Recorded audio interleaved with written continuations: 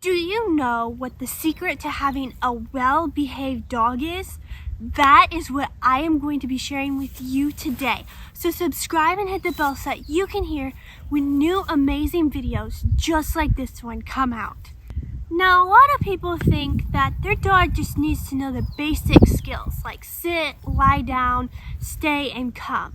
While these are good, they're not enough. And that might be the reason why your dog is getting into trouble. Why, you might ask?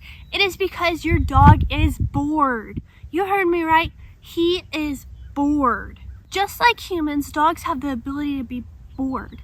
And so it's our job as their owners to give them enough stuff to do. Now, today I'm going to be sharing with you some cool and useful tricks that you'll be able to teach your dog. Now, I'm not saying that you need to have some extreme trick dog or anything. I mean, you can if you want, but you don't have to. All I'm saying is that you have to meet your dog's needs.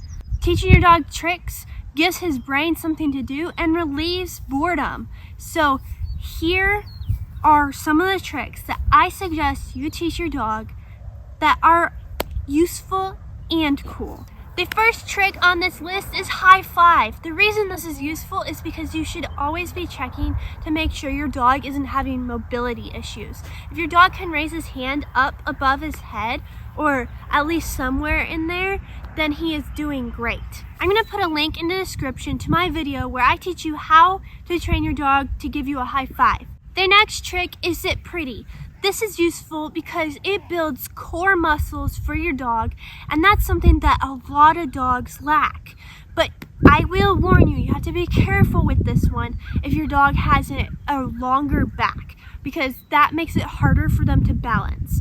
For any dog though, you shouldn't spend more than 5 minutes a day total on this trick because it uses so much core strength. Once again, the link to this video where I will teach you how to teach your dog to sit pretty will be in the description.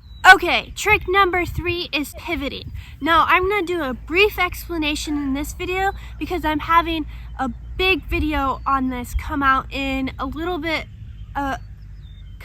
about a month. So you'll want to watch that. So this is just a brief explanation of it. Basically, you're going to shape your dog to stand on a slightly elevated object like a dog bowl turned upside down. And then after that, you'll use your target stick to have them turn their head, which will make their back feet spin around the bowl. So they'll be making small circles with their front paws and larger circles with their back paws. This is useful, as you'll see, in about a month for loose leash walking. I don't want to spoil anything else for y'all because this is going to be very exciting. So stay tuned for that.